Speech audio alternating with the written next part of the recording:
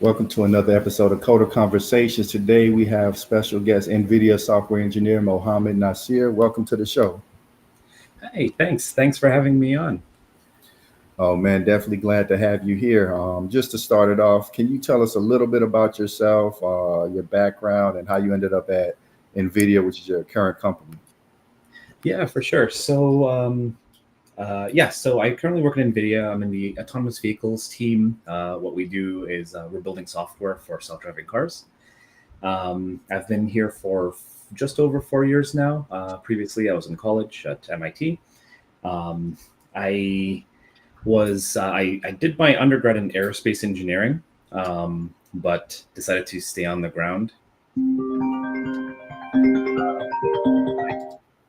Yeah, and I yeah, so I did my undergrad in aerospace engineering. I'm from Canada originally, so like without U.S. citizenship, I couldn't really do much in the aerospace industry here in the U.S. And so I had to I switched gears into computer science briefly, and then switched back to aerospace engineering since there was a program that allowed me to have a bit of a flexible degree. And then I specialized in autonomous systems and robotics. And so that was basically what I had specialized in and what I had studied. Um, Towards the end of my undergrad career, I did an internship at Daimler Trucks, where for the first time, like really dove into autonomous vehicles and production systems for self-driving trucks. And that's when I was like, okay, you know what, this is a good career path for me to choose. And so um, while I was doing the internship, I did a bunch of side projects and coursework on my own. There were some like online courses with like robotics and self-driving vehicles. And then that fall is when I was applying to jobs my senior year. And then NVIDIA was doing a self-driving car program, which was not very well known at the time. But I met them at Career Fair. They had a little talk in one of the lecture halls, describing this program that they semi recently started. They started this in 2016, but they only really started like hiring in like 2019, 2020, which is when I had reached out to them. And they said that they were hiring for self-driving cars, and I was like, okay, cool. Let me give it a shot. And applied, went through the interview process, got in. If this and then that was secured in the end of 2019. 2020, which was the last semester of my senior year, COVID hit, and things were a little crazy for a while. But luckily my job was secure. I was able to move out to California and start out as planned. My social life was a little quiet for a few months because I had just started a new job in a new place I had never lived before. I everyone was working remotely, so it was a little hard to make friends. But then, yeah, after a few years, things started reopening. We're very close to launching our driver assistance system with Mercedes, which is in the coming months to like early next year. And then yeah, we're making good big strides. Oh wow, that's amazing. I know there's NDAs and all of that, but can you give us a little bit of information about what exactly you're doing at NVIDIA about this driverless system? Yeah, for sure. So I specifically am in the motion control team. Well, it used to be motion control and very recently switched to motion planning. I cannot give too many details about like the internal workings of our system, but basically, this is like this is like this part of the stack is like universal across every other self-driving vehicle company or product out there. So essentially, it's like I'm part of the team that writes the code that makes decisions based on where what the car sees, like traffic lights, pedestrians, road signs, etc., and then determines trajectories and then follows that trajectory through the world essentially. Um, yeah, so that's what I've been working on. This summer, actually, I was managing two interns, two research interns, And I must say that was actually a really fun summer, albeit very, very, very busy. We were working on these like novel methods for vehicle control. There are like 2 patents pending now as a result of that. So I'm super proud of that from just a few weeks ago, actually. Yeah, and so now I'm kind of back into the grind of launching this product. There's a lot less building new features and more so solidifying it and getting it like stabilized for launch and for production. But it's really exciting to have contributed to like a real live product that like people around the world would be using. Yeah, you're definitely on the cutting edge of technology. Luke or Owen, I just wanted to give y'all a chance to ask any questions. Yeah, sure. Sure, yeah. Oh, go ahead. Thanks for joining us, and also Kevin, thanks for the invite back. It's great to be learning. I'll probably be doing a lot of learning in this conversation, as I'm, so Mohammed, Luke, and I are composers. We're media composers for film and video games. But we're also very interested in tech. So Kevin invited us on Yes. to just, ask questions and learn. And something that you just said that sparked interest for me is I'm wondering about how you implement hierarchy in these systems in your car of what to pay attention to out on the road. So I think you were saying that you're a part of developing the code of identifying objects, but also I assume that you need to, the car would have to choose to pay attention to some things over other things. And I mean, does that involve knowing what the laws are on the road and like, norms of driving, and kind of how do you implement hierarchy when you're telling the car what to pay attention to out on the road? Yeah, so I'm actually on the part of the system that comes after that. So in terms of like what to pay attention to, that's more so like perception and I guess like world understanding, so to speak. Once we have all of those objects, then yeah, we could implement we have a bunch of like rules that we use, rules of the road, or like policies that we have manually determined. So for example, like when you're driving as like a human being, you see all these objects. If you see a car in front of you that's stopped and you're traveling at some speed, the policy would be to slow down and come to a stop behind the car so you don't collide into the car. And in the same vein, you just have a bunch of rules that effectively like tell you how to drive.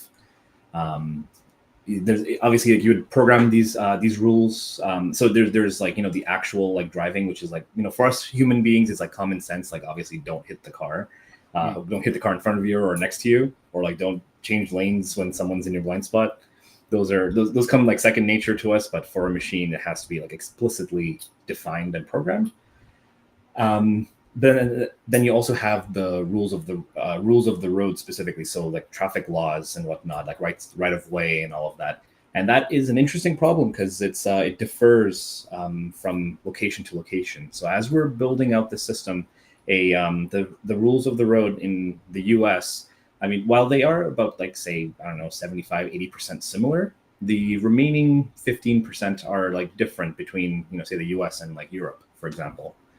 Also, the roads are spec'd differently. I was driving to work this morning, and I just had a really funny thought about if some of your viewers may be familiar with the regional expressway system here in Santa Clara, California.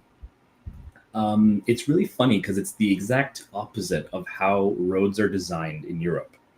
In my opinion, it really does not make sense here in the US because the roads are designed like in terms of like how wide they are, how much space you have, like the guardrails and everything. They're basically spec'd to effectively like a high performance drag strip, but then you have an arbitrary speed limit, which is like ridiculously low given how the road is designed.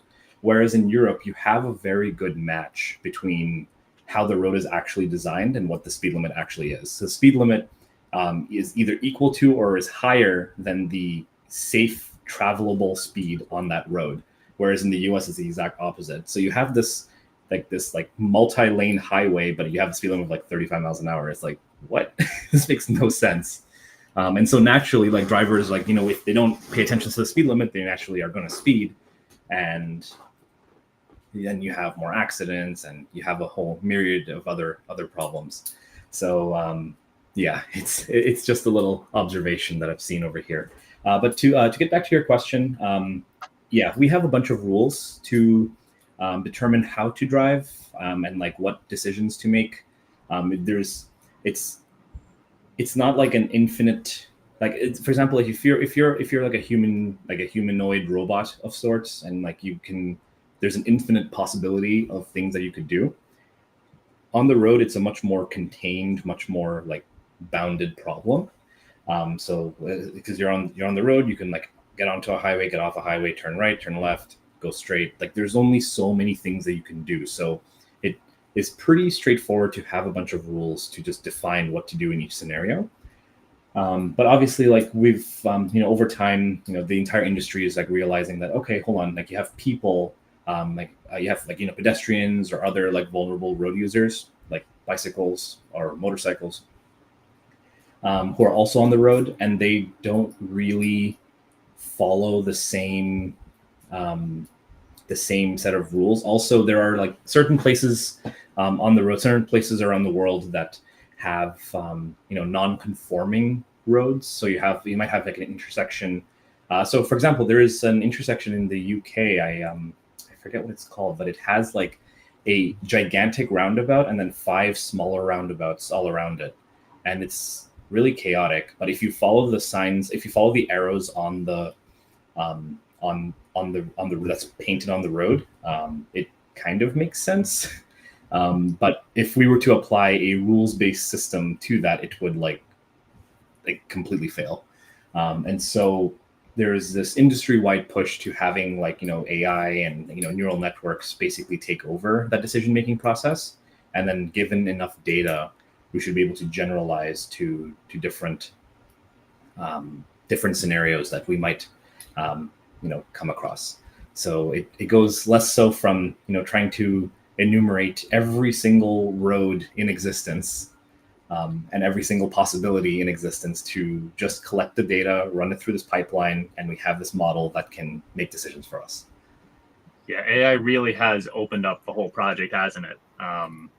It's an incredible way to just problem solve in that way, because like you say, otherwise there's an endless amount of possibilities that you can't possibly count on your own. So that's incredible. It's an incredible problem to even try and solve. Yeah, for sure. What about you, Luke? I know you had a question. Yeah, thanks. I really appreciate you being here as well. I'm very fascinated with AI and technology, just like everyone else here. And I do have a background in cybersecurity and IT. And so I probably do a little more research than the average person.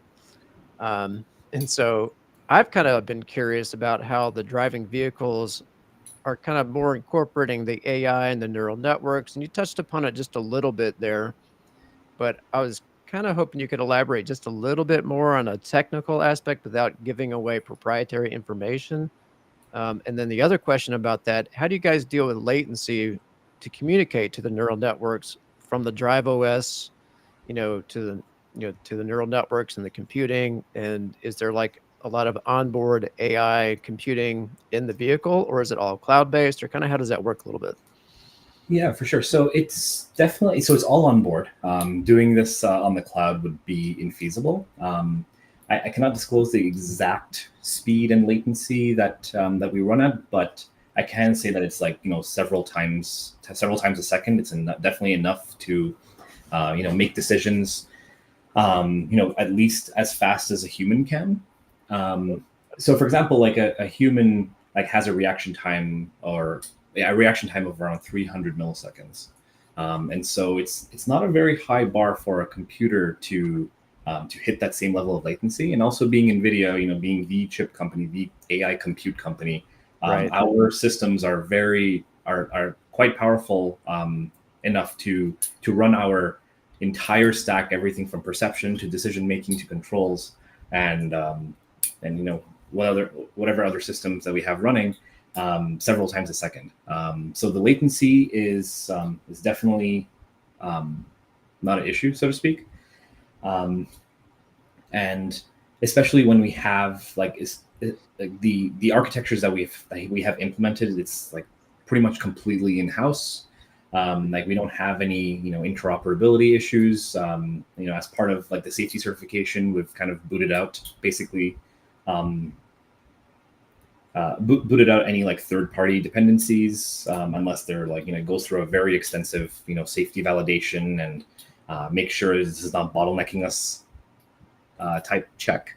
And yeah, it's a very cohesive system, very high performance, and this is just with our current compute stack. We have another compute stack coming out in the next couple of years. Cool. And that'll increase performance even more. I don't know the exact number off the top of my head, but it was in at the last conference, the GTC conference. It was announced by Jensen, the CEO. But it's an absolute beast of a machine that we have going on. And another question, I appreciate that. That's very interesting. This is all very cool. Another question that comes to mind, of course, is trying to prevent people from taking over the vehicle. Is it like, without giving away proprietary information, like a high level look at it, is it like separate networks in the car? Is it like proprietary firewalls? I mean, how do you keep hackers out? So we don't. Well, I'm not really involved in the team that deals with any sort of like telemetry connections, any connections to like a centralized database of sorts. I think it's similar to like what Tesla does. I mean, they have an internet connection for like pushing updates and stuff, and maybe like downloading maps. Right. But the actual like core driving functions is effectively air gapped. There is no way for anyone to get into it unless you actually had the car, and maybe you could like take it apart and like jumper some wires or something. Right. I don't believe, or I don't believe there is even a connection that exists between the core safety functionality and the internet. Oh, okay. That's interesting. I actually have a related question to that.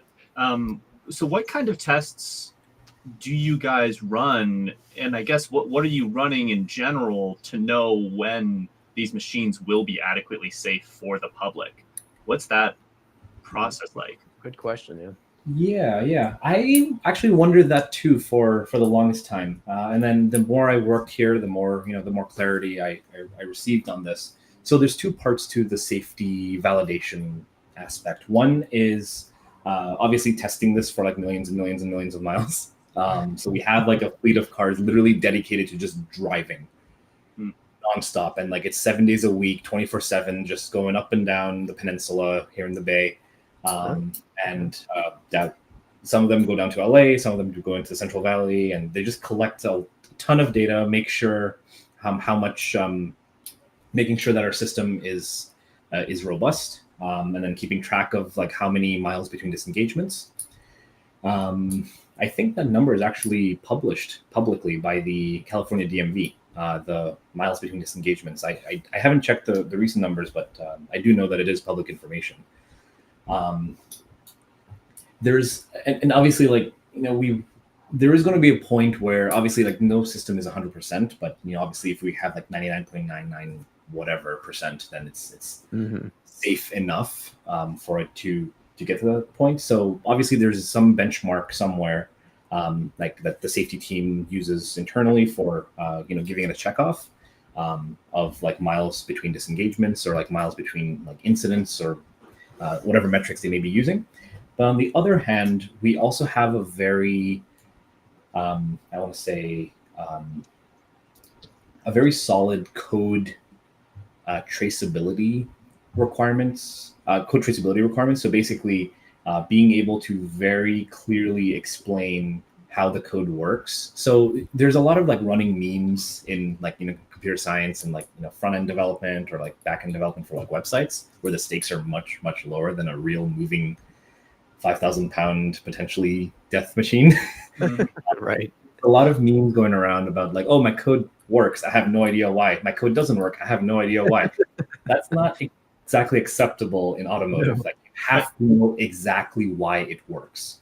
And so we kind of have to have for every single function down to occasionally down to every single line, we have to be able to explain why this works and how it can go wrong. So we also enumerate failure modes as well. And so there's the ASPICE certification. There's the TÜV certification in Europe. There's ISO 26262. There's a bunch of standards that are universally agreed on by the automotive industry to ensure that the code, even if you haven't driven a billion miles of data, which Tesla I heard that they hit a billion driven miles, some probably in the last couple of years or so. Even if you haven't hit a billion miles, you have a system that you can kind of go through the code and say that this works, this works, this works, this all together works. Therefore, there is a 0.0001% chance that this will do something whack in the next 5 years or something like that. There is some sort of determinism to the way the code is written, and that's kind of how the safety is managed. That's very interesting. I kind of have a follow-up question to that too. Of course. If it's okay. Anybody else want to jump in before I? No, sure, go for it. Okay. Yeah, go for it. So being real techie, I'm kind of thinking now about how you said that the AI is all on board, right? Mm-hmm. So that's pretty cool to me that the AI is trained enough to be able to make, very, very quick decisions in place of a human. Is this an AI model that's constantly just learning as it receives new data since it is self-contained in the vehicle, or does it operate on a predetermined set of rules and doesn't create any new code while it's learning or using the data? Well, we have so we don't want to have. So what you're describing is a live tuning or live training approach. Right. That's a little dangerous in practice. The reason for that is sometimes the model just doesn't learn it correctly, or the data quality is bad for whatever reason it does something weird. And so the process looks a little bit more like this. So we have a bunch of rules. We start with a bunch of rules. We use that to generate a bunch of synthetic simulation data. We train a model. We have a baseline model. And so the baseline model is basically on par with whatever rules-based system that we had before. We drive it on the road, collect a bunch of data, and then with that additional data in our in-house, we train it offline, make sure that everything is okay, make sure that it passes all of our tests, and then we do some on-road testing ourselves, and we just make sure that the new data and the new trained model is good, it's working, it's doing what it's supposed to. Sure, yeah. Then we push the model to the vehicle, and so there is a periodic release schedule, or eventually there will be a periodic release schedule where we are just improving the models over time. But cool. It's not going to be done on the car. We do it offline, validate it, make sure that nothing is malfunctioning, or there's no unintended side effect. And right, that's what I was wondering. Yeah. Have the cars ever done something outside of the programming in the model that you didn't expect?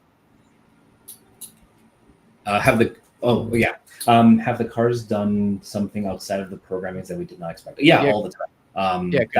AI is notorious for doing things outside of what it was pre-programmed for. Yeah, of course. Absolutely. Obviously, that's something that if it does something that you're not wasn't expected, naturally we would just collect more data around that edge case and train the model. So obviously, it's not at the point where it can be released into production quite yet, but ideally, the point at which it will be ready for production is the point where that doing something unexpected is down to that 0.001%. Right. No, that's so interesting. That's very fascinating. Do you have any estimates or hopes as to when it will be released to production? Production. I don't know if this is confidential information or not. I'm sorry. Right. Yeah, Makes sense. probably is, right?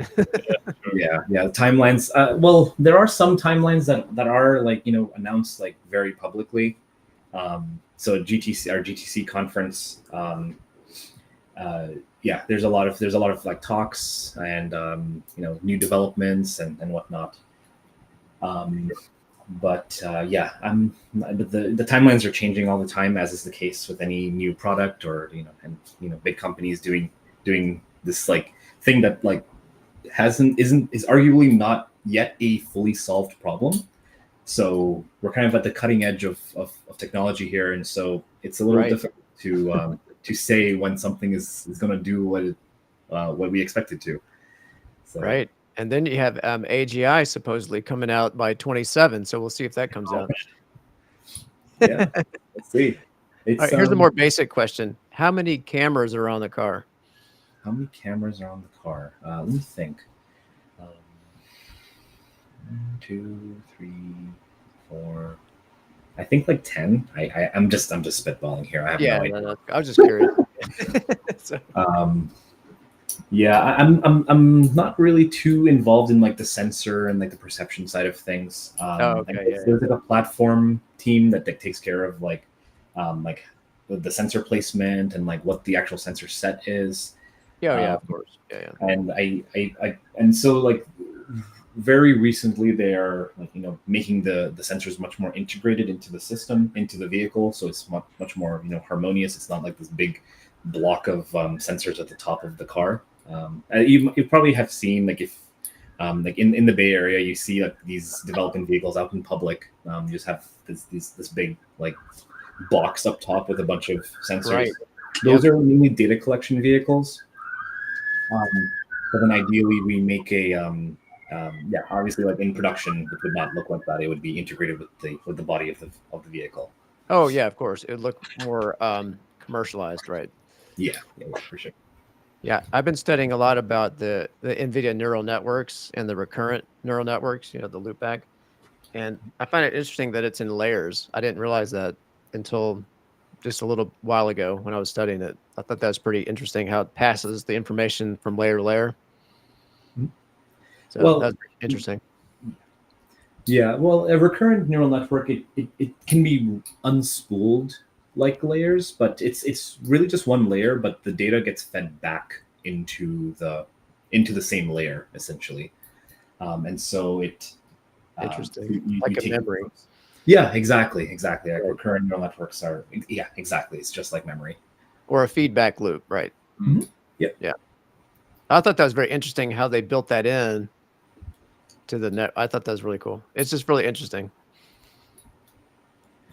So y'all got a question, say for example, I know you're not working in this particular department, but like if the cameras all get damaged, is there some kind of backup system so the AI can continue to operate safely? Yeah, so there's different levels of autonomy in self-driving cars. So right now we have a level 2 system. So effectively the driver is still the primary individual or primary actor in command. And so if the cameras are damaged to the point where the system cannot operate safely, like we have internal checks to first of all detect that. And if that's the case, we just turn off the system and the driver will just drive normally. Now, as we go up in our levels of autonomy, so this is a level 2 system where the driver is in control, and then this is just an assistant for the driver. Now we have a level 3 system, which is which is currently being worked on. A level 3 system, the vehicle is the primary in control, and then the driver is the immediate fallback. So it's interesting because there are, we have to essentially enumerate what are the instances in which all cameras could get damaged. If all cameras are like suddenly damaged, that's obviously a very catastrophic failure. I don't think there's anything that can be done about that. The system just would not have the inputs necessary to do anything. In a level 3 system, we would just have to make sure that the sensor set just does not or the chance of something like that happening is just so low that it's an acceptable amount of it's an acceptable possibility. So like I said earlier, the 0.001% chance of happening. We would also, but like, obviously there's some in between. So for example, like you have all 10 cameras are okay, but then one of them fails. We would have a strategy in place for that. So if, for example, your right side blind spot camera is blocked, we would have some sort of system in place that would use the other cameras to determine what's going on. It would send an alert to the driver. Obviously, in a level 3 system, the driver would need to take over, but a level 3 system is a quote unquote hands-off system. So the driver does not need to keep their hands on the steering wheel. With a level 2 system, the driver does and be ready to take over at any time. Tesla did something a little interesting with their full self-driving system. They call it a level 2 system, but it has all the features necessary to be like effectively like a level 4 robotaxi, where the driver just doesn't need to pay attention. And so they got into a lot of legal hot water for that. And Oh wow! but now they've tightened their driver monitoring. So they have a little camera in the cabin, and if it's an older vehicle which doesn't have the camera, they have like the torque sensor. So you have to keep like nudging the steering wheel every like 30 seconds or so. Or Oh, that's right. I heard about that. Yeah. Yeah, exactly. Just make sure that you're paying attention, because legally it's a level 2 system. Yeah, so a level 2 system, you hands on the wheel. It's still it's driving for you effectively, like it's steering, it's adjusting your speed and follow distance. But then a level 3 system, legally, you can take your hands off the wheel. If you go up one more level 4, Right. you can take your eyes off the road legally and safely. It's a system that is so advanced that you don't even need to look at the road. It is capable. The decision making capabilities and the decision making capabilities and like error handling capabilities are advanced enough to the point where if something is going down, if someone gets into like an accident in front of you on the highway, you're going 60 miles an hour, this would be able to take evasive action. Stuff like that. If a tire blows out, it will be able to like regain control and like pull over to the side safely by itself. It has to be able to do all of those things. And then level 5 is the holy grail of self-driving, which Level is 5. steering wheel optional, is the definition given by the That's funny. organization. You don't even need a steering wheel. It's just so advanced. It can do anything and everything. It can go off road. It can do everything that a human can do automatically. And That's like the one from Time Cop with Jean-Claude Van Damme.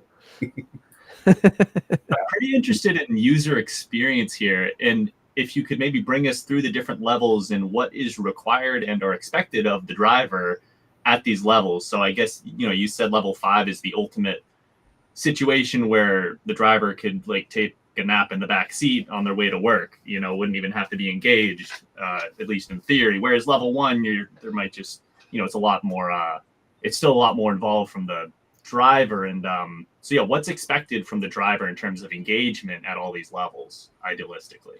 Yeah, for sure. So level 1 is actually like a step down from what we're building right now. Level 1 is like cruise control, effectively. It's like it takes over like one aspect of driving, or like it takes up a couple of aspects of driving, but it doesn't take over like all aspects of driving.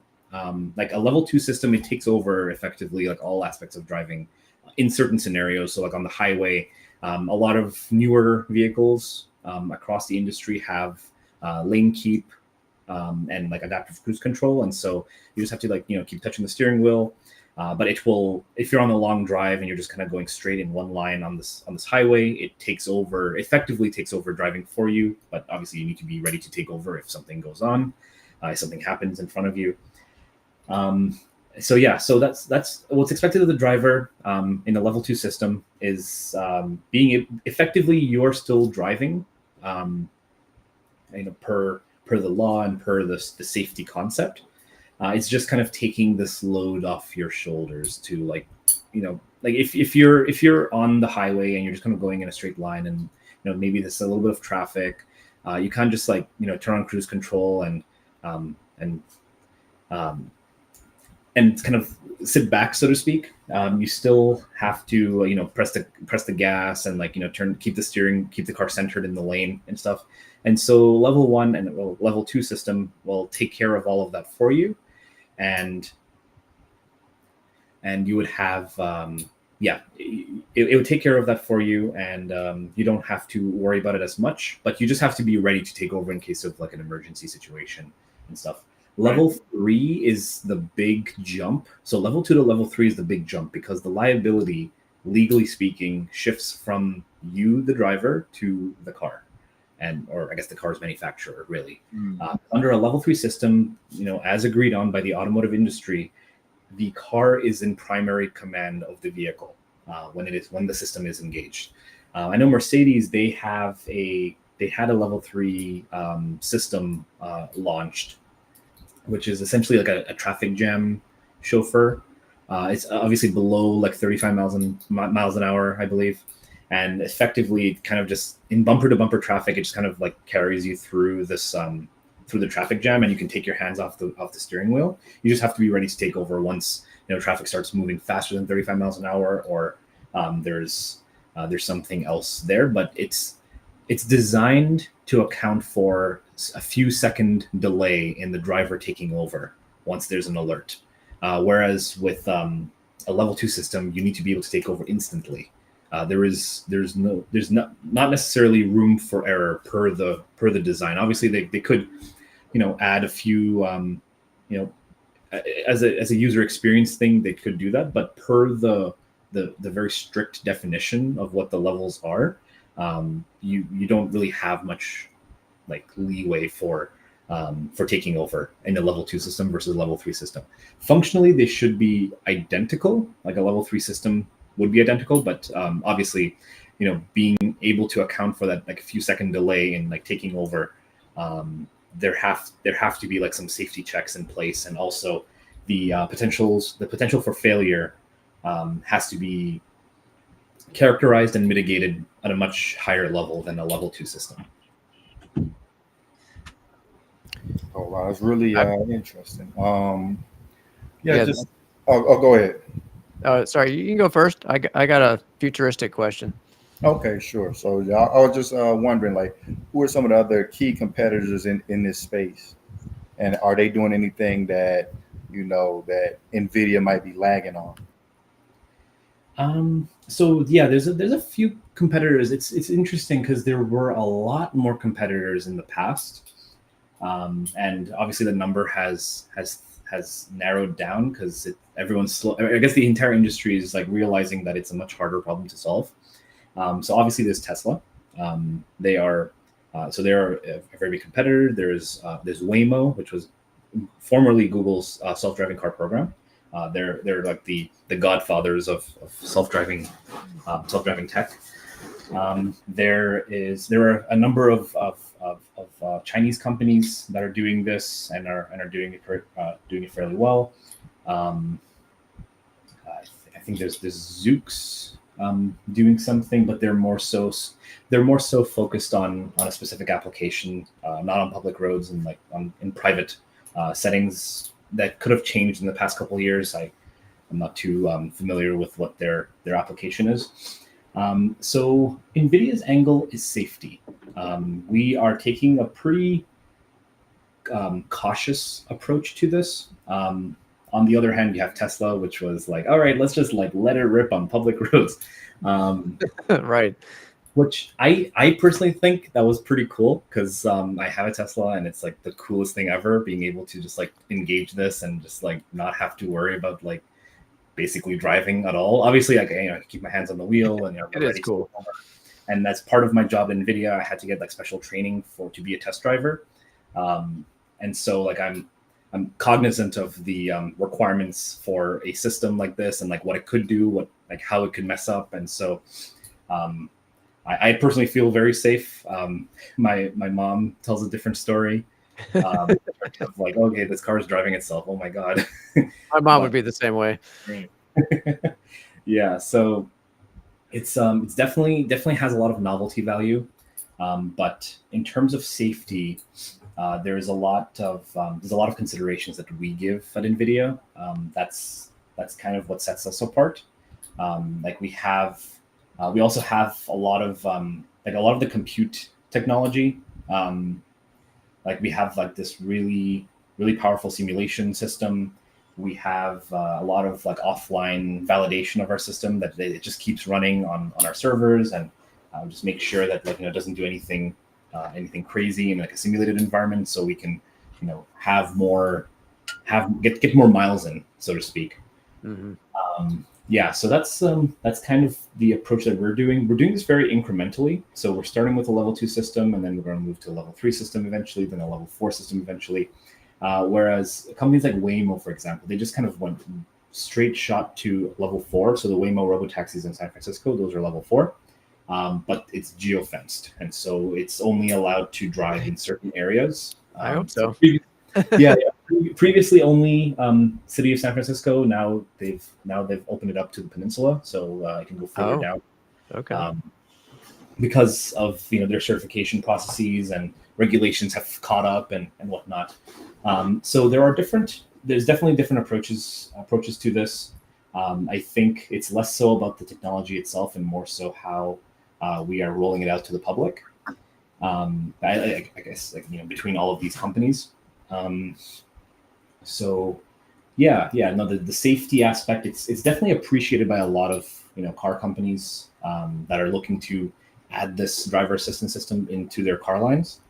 And so we're kind of playing the slow and steady wins the race angle to it. Amazing. Luke, I know you had a question, but I think Brian also had a question. He was just wondering, is AMD a competitor in this space? And if so, how do they stack up? If they are, I don't know about it. I don't think AMD is doing a self-driving or autonomous vehicles program, to my knowledge. Gotcha. Okay, Luke, you can go ahead and ask your question. Sure. Yeah. With I don't know, we're kind of on the edge of humanoids coming up in the world.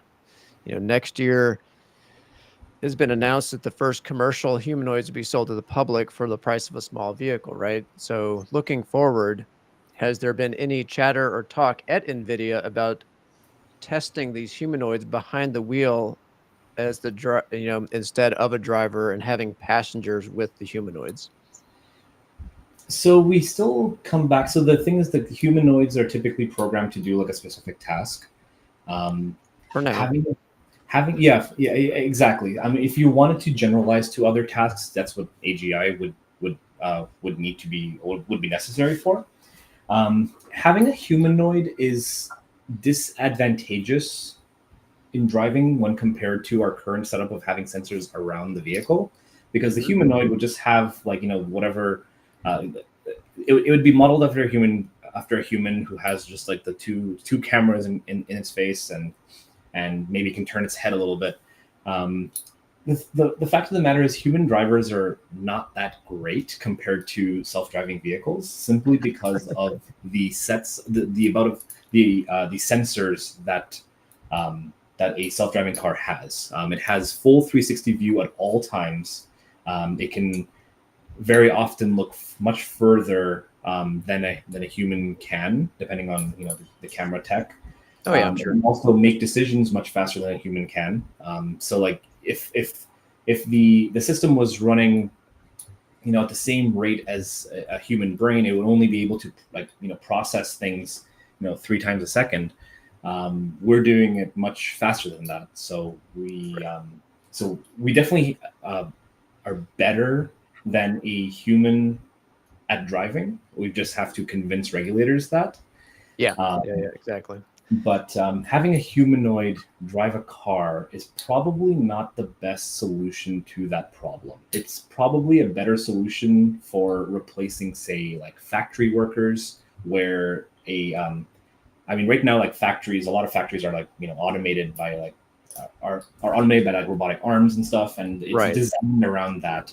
Right. A humanoid, the reason why people are making a humanoid as opposed to some sort of automation solution that just has a bunch of arms and mechanics around, is in situations or in applications where a human normally does them, and this can be a drop-in replacement for that.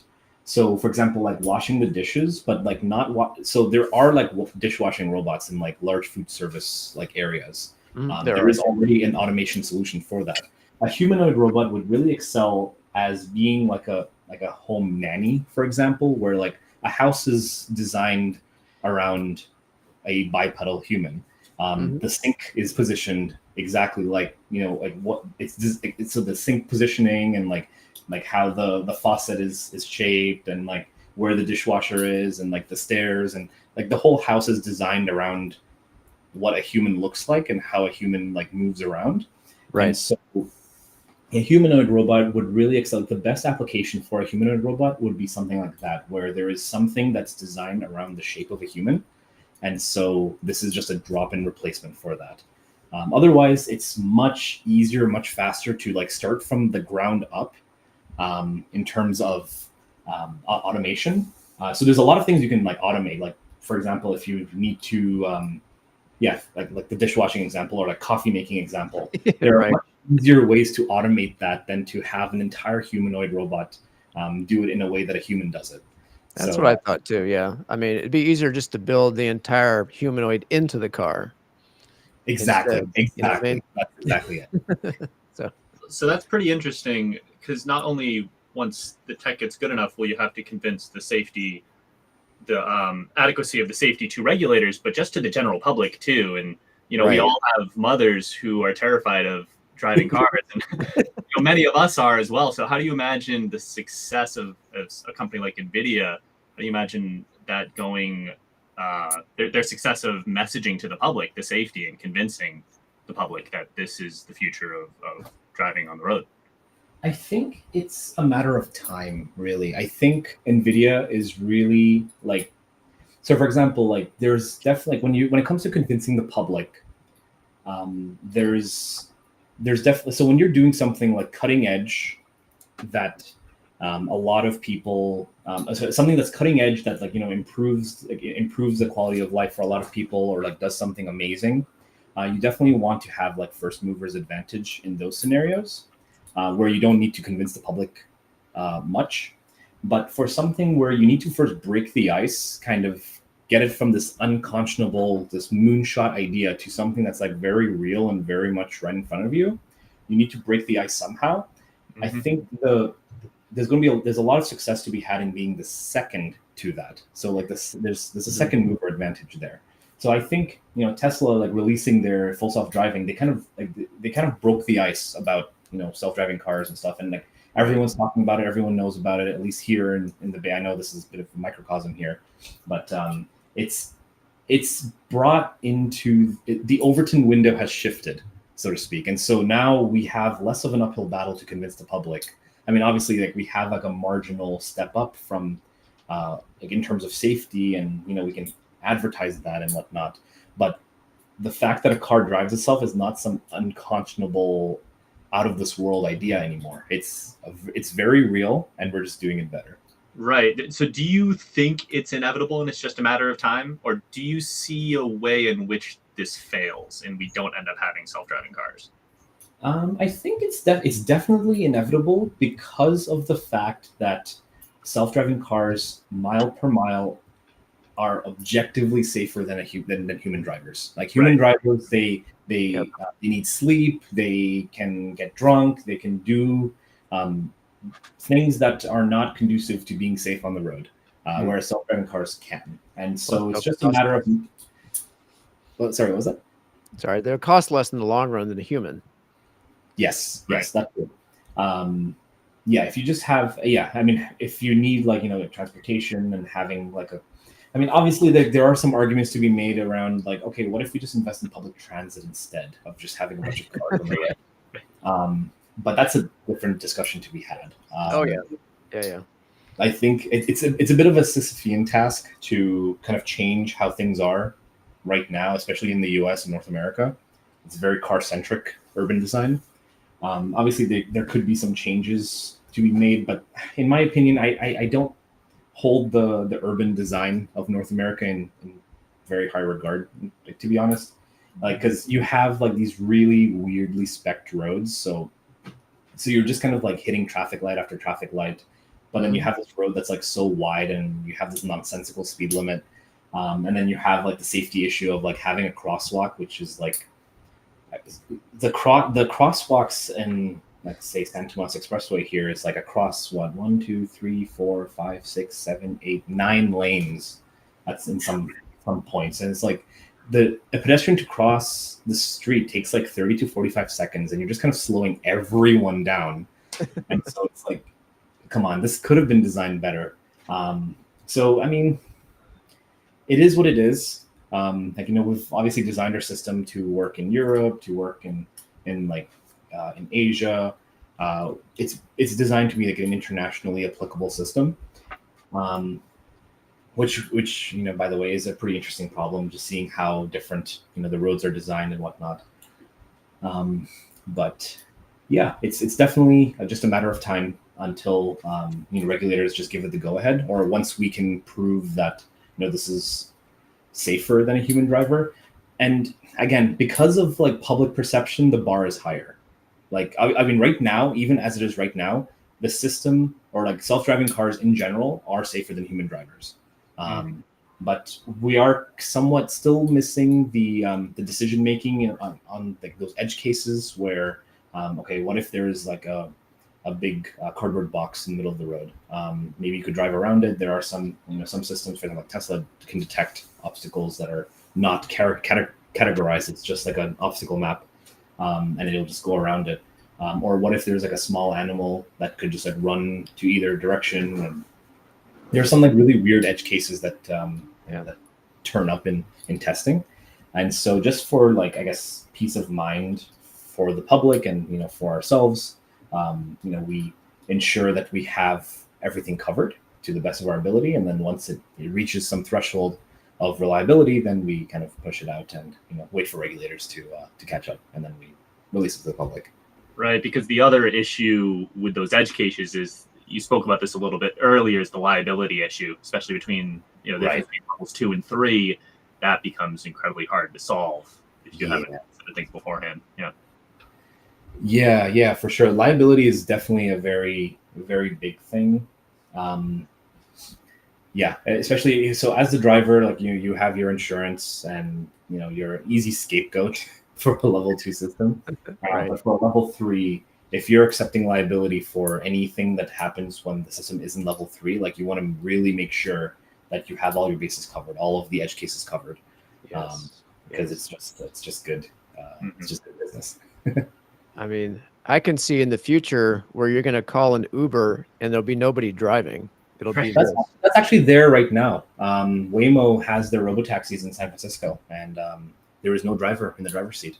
Oh, they already got to that point? That's already got to the point. Yeah. But again, like I said, it's geofenced, so it only works on a finite subset of roads and locations. And then they also have a workaround for that. So like, in case there is some like unhandleable situation, a remote driver could just like remotely control the car and get it out of that situation. And so that's interesting. Yeah, so it's a little bit of a workaround for those like edge case decision making, which I think is which makes a lot of sense for like a robotaxi application. But for a personal vehicle, for that to be like a self-driving vehicle that you own yourself, and like you get dropped off at a city, and instead of looking for parking, just let the car kind of find parking elsewhere, somewhere, or just go back home. Right, like Knight Rider. Yeah, exactly. Yeah, exactly. That is a little difficult because you obviously don't have a remote operation system for that, unless there's some company out there that allows that like does it as a service or something like that. Ooh, that would be really cool. You get kind of like a temporary valet key for a remote driver. Yeah, exactly. That'd be really slick. That would be very cool. I can see that being a thing. Yeah, I could totally see a business popping up for that. Absolutely.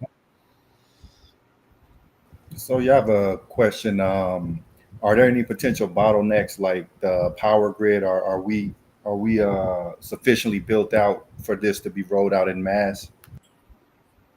So rolling this out. So Power. You said power grid. That makes me think of electric vehicles. Obviously, electric vehicles are definitely easier to control or easier to design a self-driving vehicle system around it. The grid, I would say, is probably not super well prepared for that. I think there have been a lot of experts raising this alarm. In California, there have been some issues with. So I mean, California has the highest number of electric vehicles here. PG&E, the electric company here, has come under a lot of fire for like constant power outages, or like a branch touches a power line and it starts a fire, and so the grid is fragile as it is, and then increasing the power load is like with electric vehicles is definitely a challenge. But a lot of households now have solar, and so there's just a lot of decentralized generation going on. And so like I have solar on my house, and I use that to charge my car, so I don't really draw power from the grid because I don't have to. So I think it was a problem. It's probably it probably is a problem right now, but I wouldn't say it's a growing problem. Gotcha. Yeah, Brian Russick, he had a question. Like, what is the time frame when we can reasonably expect a lot of this stuff to be rolled out in? Are you referring to stuff from like NVIDIA, or from like other companies in general, like the industry in general? Yeah, I think he means in terms of like just in general, like when can we really start seeing more of these driving vehicles on the road? So I would say that the technology is there. The technology is definitely there. There's a lot of regulatory hoops that need to be jumped through, but I would say that it would. I mean, this is just my opinion. I don't know how that matches up with like NVIDIA's timelines or any other company's timelines.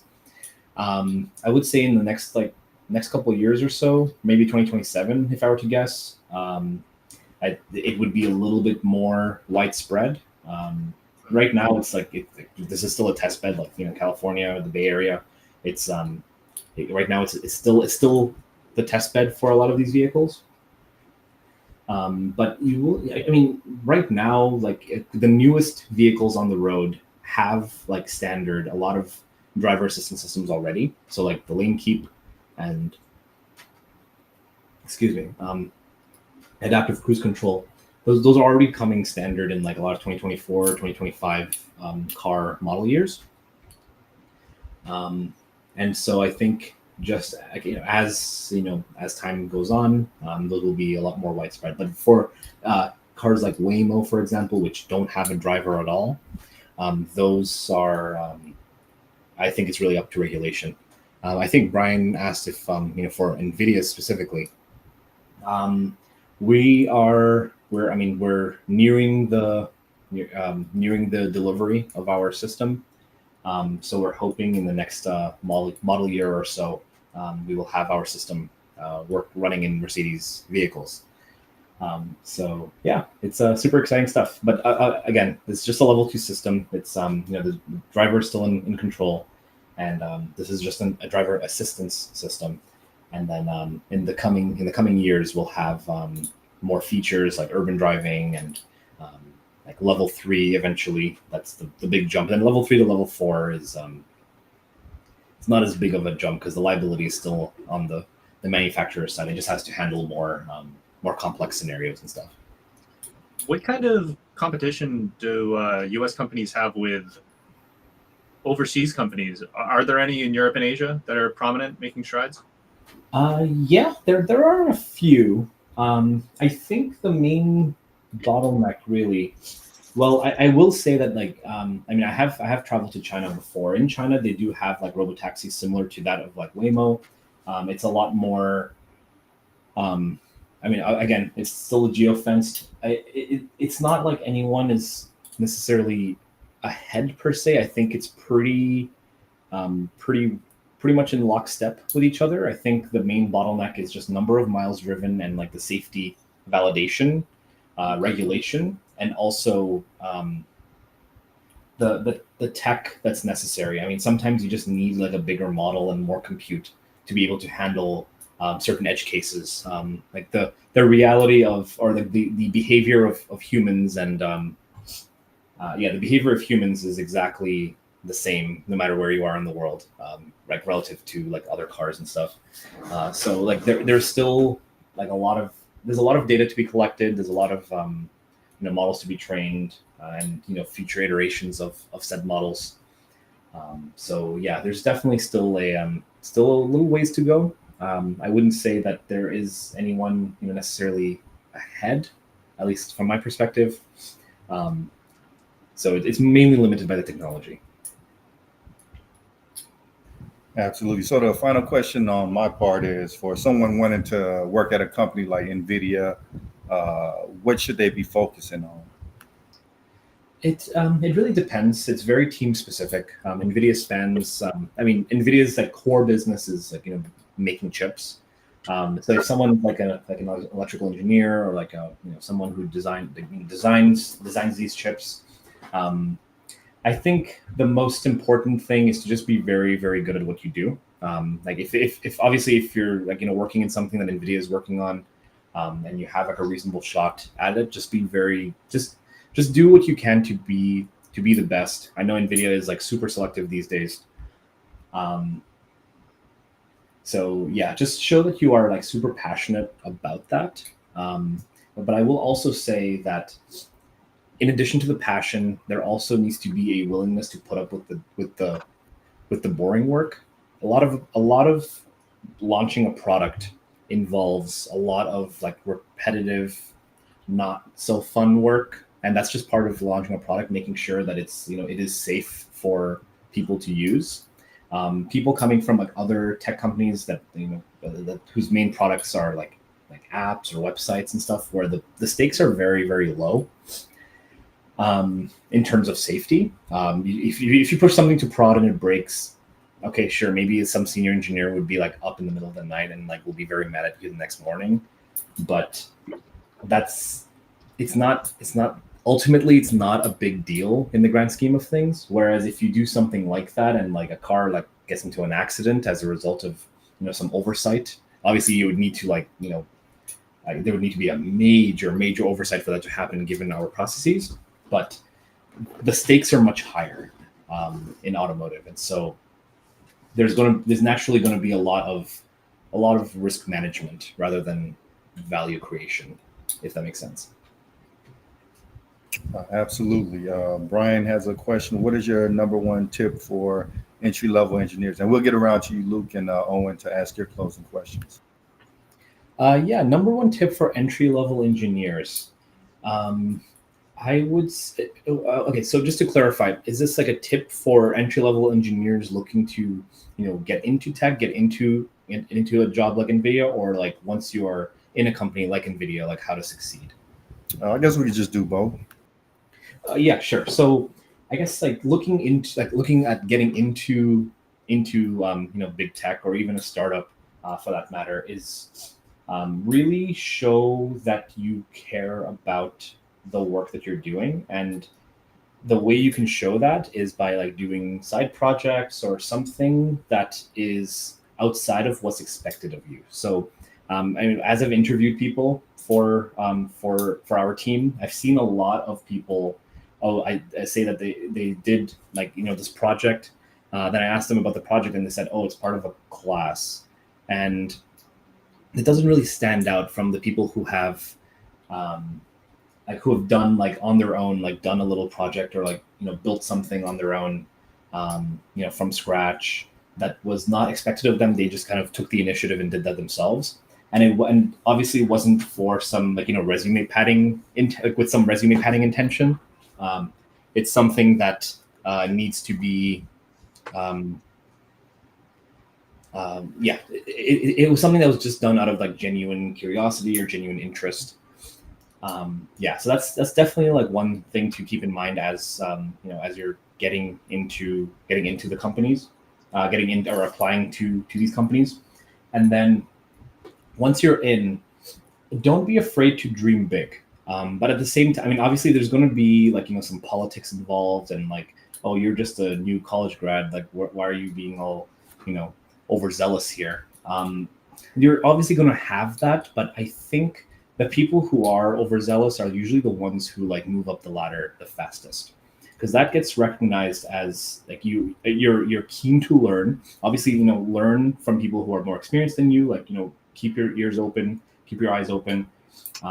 Definitely learn from people who are more experienced. But one advantage that new grads have that like more seasoned engineers do not have is a fresh pair of eyes. When you're staring at something for so long, you tend to view it as like some truth that cannot be trifled with. But if you're come in as an outsider and you're like, wait, why are you doing it this way, and you don't have an answer, maybe that could be a catalyst for improving it, making it more efficient, or just improving it for the better.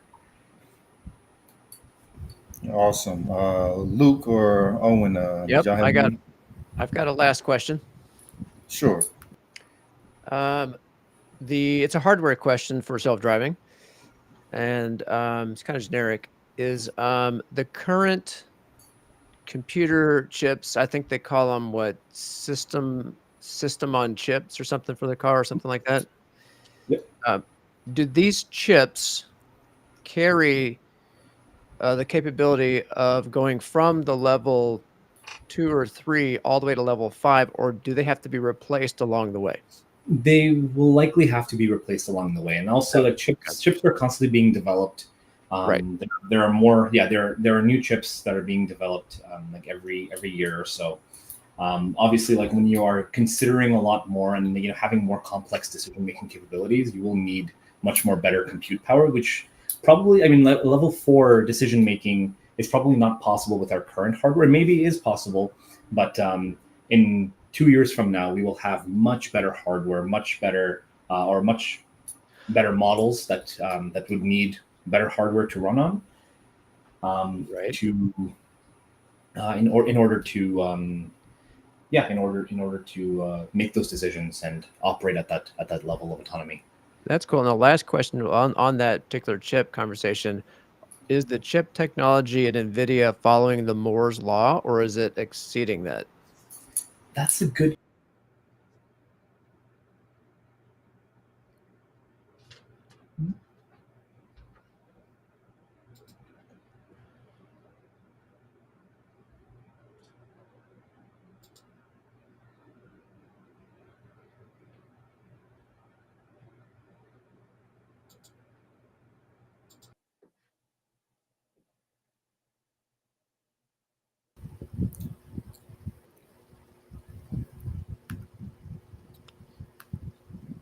No, No. I'm still here.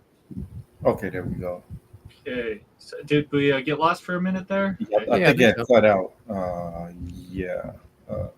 Hello, Mohammed, are you still here? Oh, that's too bad. No. Oh man. Yeah, I think he'll rejoin. We can wait a couple of minutes, but yeah, this was a really interesting conversation. Yeah, highly. This is so cool. For sure. Yeah. Thanks for including this, Kevin. No problem. Like, what were some of y'all's biggest takeaways from the chat with Mohammed so far? Just how far along it is. Right. I hear a lot of haters out there in like There are. podcast world, but I've never heard it straight from somebody who works in the industry. So yeah, I'm impressed with the amount of optimism and progress despite Yeah, what, me too. Likewise. Absolutely. I've never heard it directly from the source either, just like, like third-party podcasters that are kind of dogging it or love it, but never directly from NVIDIA itself. So this is so cool. Yeah, this is great. Yeah, for sure. What about you, Kevin? Yeah, it's pretty amazing. It seems like this technology is like right around the corner. It's just amazing how quickly everything is progressing. I wonder if we're kind of prepared for how quickly AI is gonna. We're not. Yeah, no, We're not. I mean, look at what they're already doing with the humanoids. Have you seen Figure 1? Haven't seen that. What is that? It's the best humanoid on the market, like on the planet right now. Like it's about, once that's actually released, it's going to dominate. Oh wow. Can you hear me okay? Okay, there we go. Yeah, we're still here. My internet derped out. Sorry, where were we?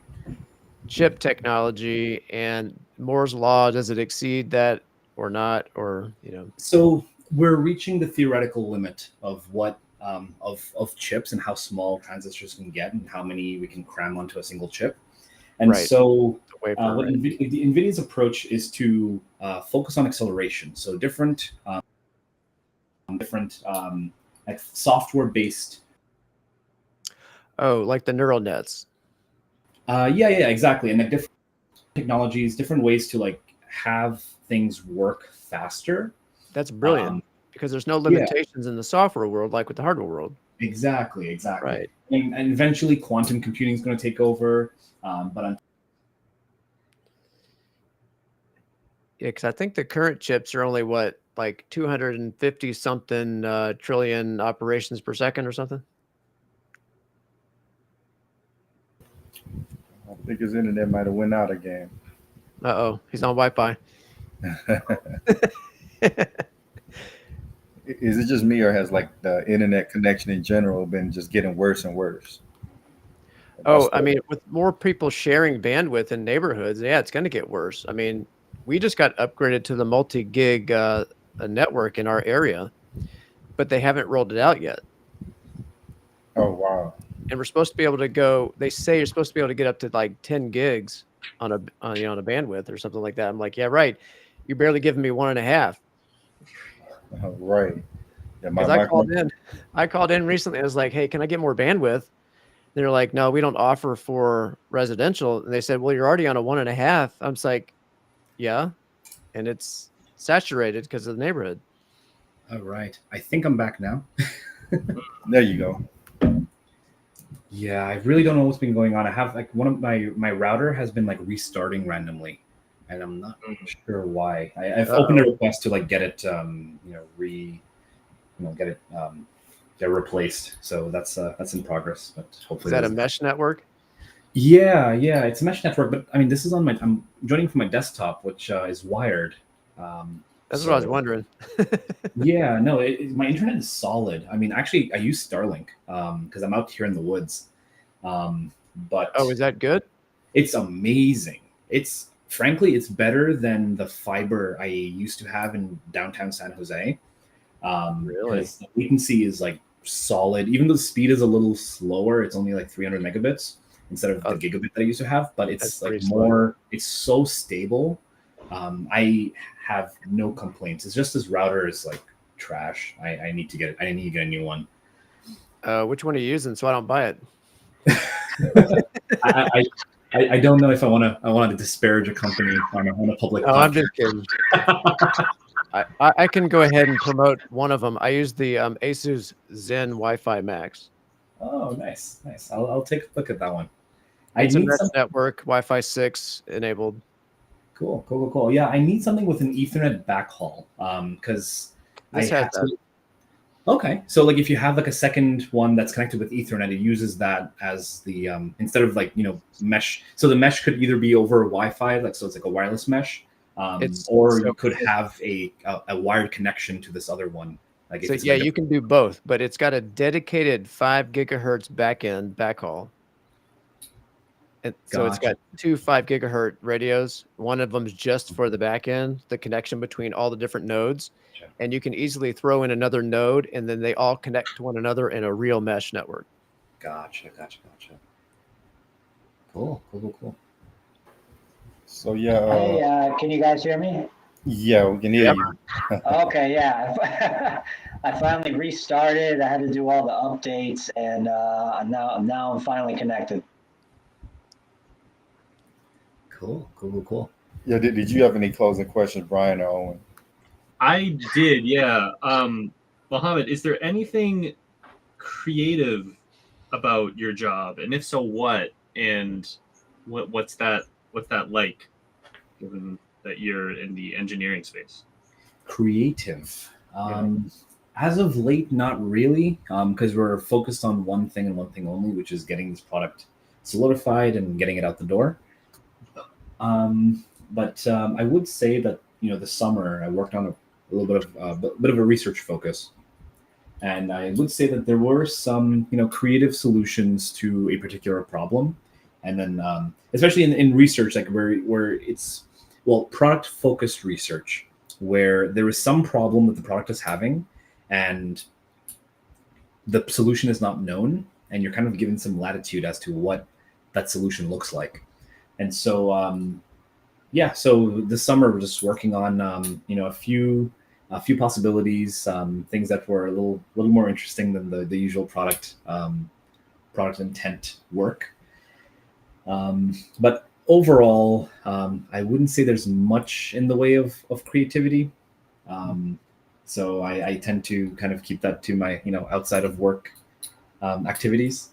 Right. I assumed it was something along the lines of creative problem solving, if there was any. Yeah, exactly.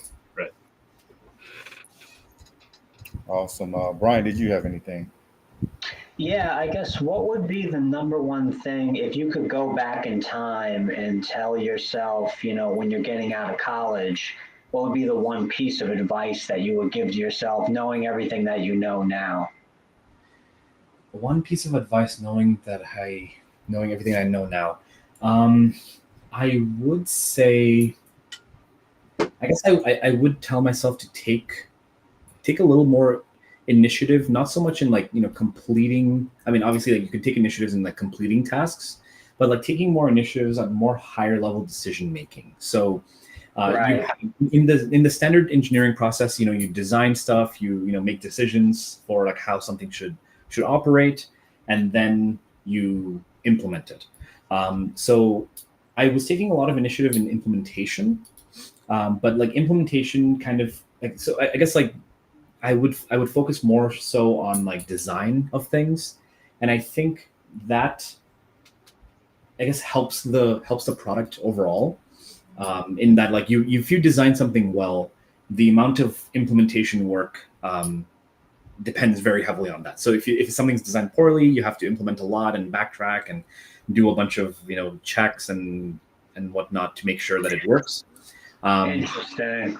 Otherwise, if it's designed well, you could first of all, if something is designed well, you get a lot of credit for it if it works well, and that gets you noticed. It really helps your career. So yeah, I guess taking more initiative on the design side of things. Awesome. That's cool. Yeah, So, that's cool. yeah, Mohammed, did you have any closing thoughts you wanted to leave with the audience? I think that's all from my end. Yeah, no, this was great. Like I said, this was my first podcast that I've ever been on. So this was definitely a great experience. Oh man, you did an amazing job, man. We'll definitely have to have you back on. Yeah, Absolutely. Yeah. we'd love Thanks for to. coming on, man. appreciate it. Thank you. It's a great combo. Yeah, thank you, everybody.